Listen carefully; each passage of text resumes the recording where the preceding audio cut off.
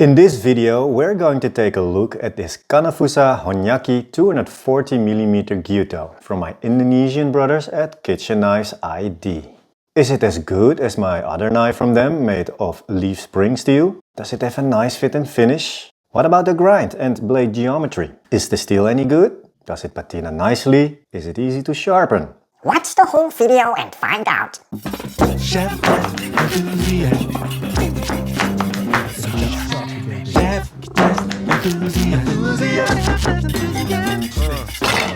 Hello my fellow chef knives enthusiasts. 5 months ago, I did a video about my Kitchen Knives ID Gyuto, and about 3 months ago, I received a package from Indonesia with this knife from the same guys at Kitchen Knives ID.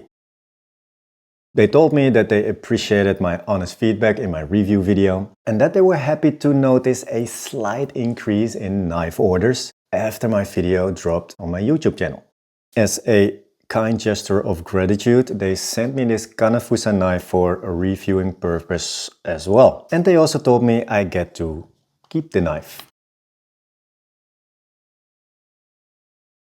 Would you look at the saya and handle made of amboina wood? When I was unpacking this knife that I bought from them, I was really struck by the beauty of this amboina wood when you hold it up close and personal. And this time it doesn't fail to impress me again. The woodwork on the saya and handle makes the amboina wood really shine. I also love how big the saya pin is on this saya, in case that I drop it. Which you most certainly will.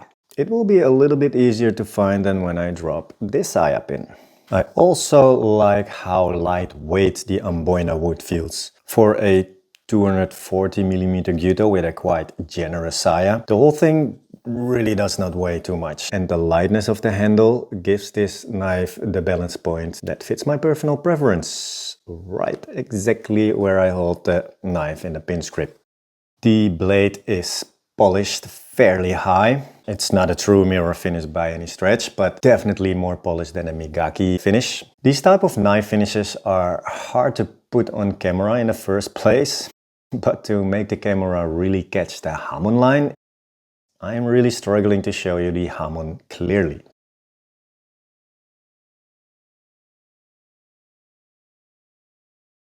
This Kanefusa blade is a tad bit thinner than my first knife from them. At the spine they're pretty much the same thickness, but the Kanefusa steel knife definitely is much thinner behind the edge.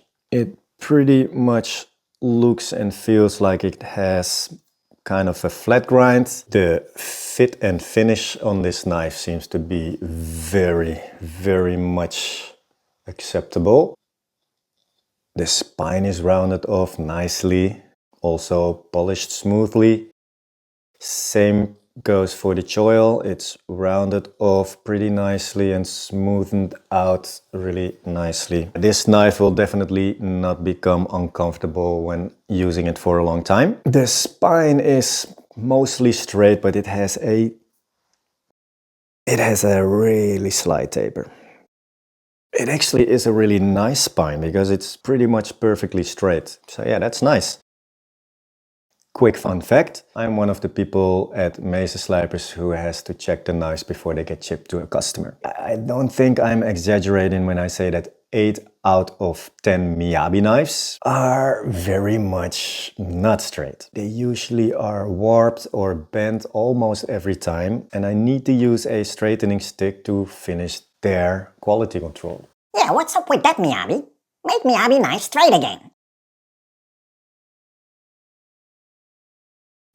The profile of this knife looks very functional to me.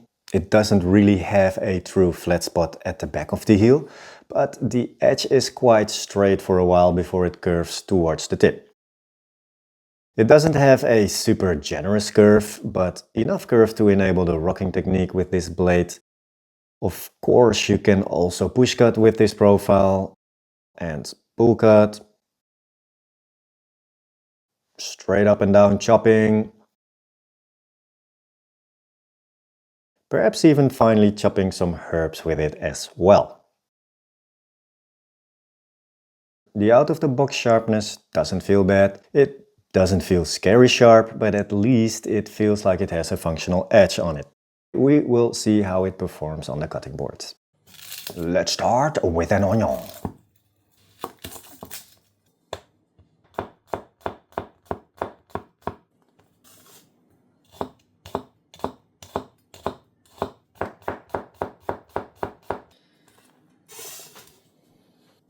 I probably cut shallots every day, usually in very thin slices, sometimes in small dices. My point is, I don't want to live in a world where a knife has problems cutting through a shallot. This knife has no problems whatsoever. Look at this patina. After just cutting one onion and one shallot. So I guess this means that Kanefusa steel is quite reactive. The steel does patina pretty quickly. Cool! Because I do like me a nice patina on a knife. Leek is a densely layered produce that makes it hard for a lot of knives to go through smoothly. This blade actually pretty much goes through it without having to use a lot of pressure. I do need to use a bit of muscle to go through the middle of the leek. Push cutting goes really well. Straight up and down chopping goes really well. Push cut, pull cut combo goes pretty well. I don't know why, but I sometimes do this. It's actually pretty fun. I personally never use the rocking technique, but if a knife has the profile for it, I will never shy away from showing you that it is possible to rock with a knife. But people who have watched more of my videos already know I prefer to push cut. Or just straight up and down chopping when I'm in a bit of a hurry.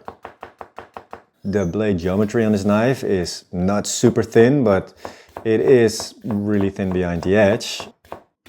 It's definitely not a laser, but let's see if I can get this knife into some trouble with a sweet potato.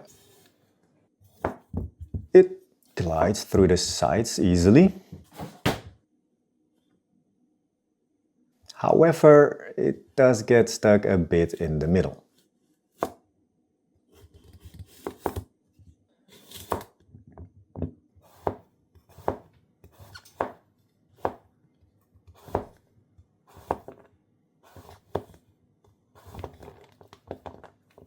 For smaller cuts, it performs better, with only occasional wedging.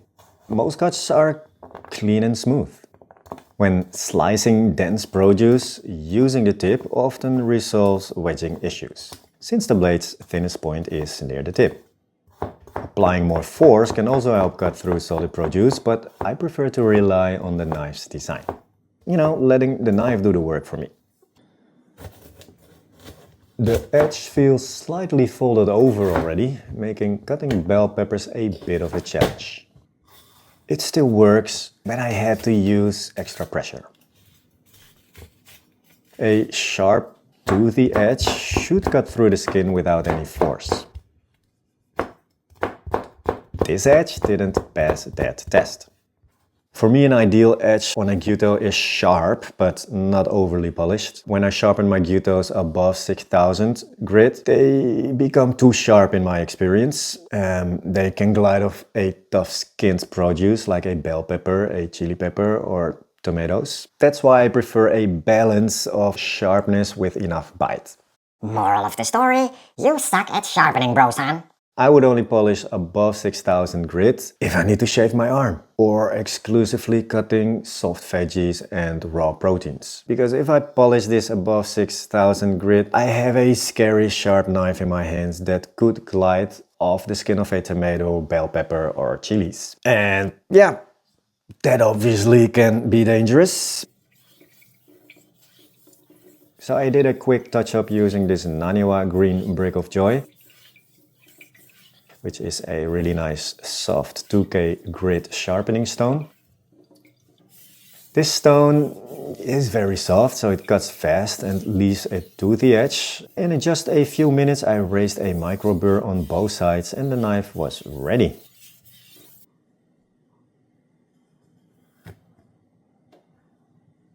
Now the edge has enough bite to cut through the bell pepper skin with ease. You see, no force required at all. That's how I like it.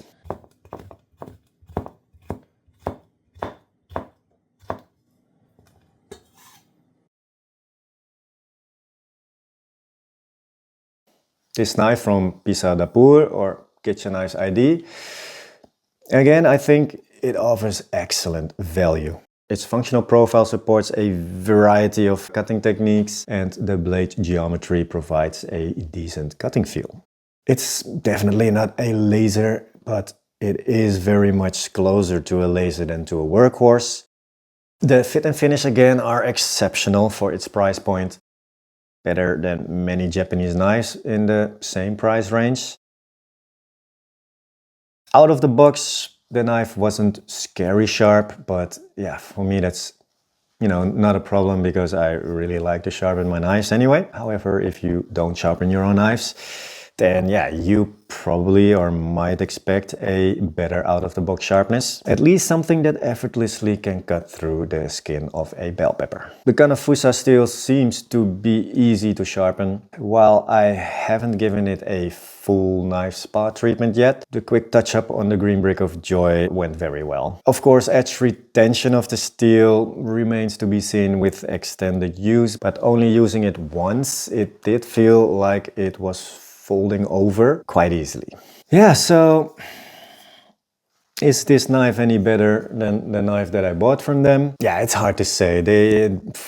I do like the look of this knife a little bit better. The Hamon line is more visible. This is definitely a more, let's say, traditional looking Hamon line with the wavy stuff going on, and this one definitely is a little bit more, let's say, contemporary. Both knives are beautiful. When it comes to the cutting performance, yeah, this one was wedging a little bit more than this one. This knife is way thinner behind the edge. If you need more like a workhorse type of knife, then yeah, this leaf spring steel Gyuto is a better choice for you than this Kanefusa L6 steel knife, because it's definitely a little bit more delicate because that thinness behind the edge, but it's also definitely not a laser, so it's not too fragile. It's just, if you are a Western chef that just muscles and powers through everything, then you're better off with this one. And if you do more refined stuff, more delicate stuff, and you need to do a little bit more precise stuff and tasks in the kitchen, then the Kanefusa series of knives might be a better option for you. Needless to say, I'm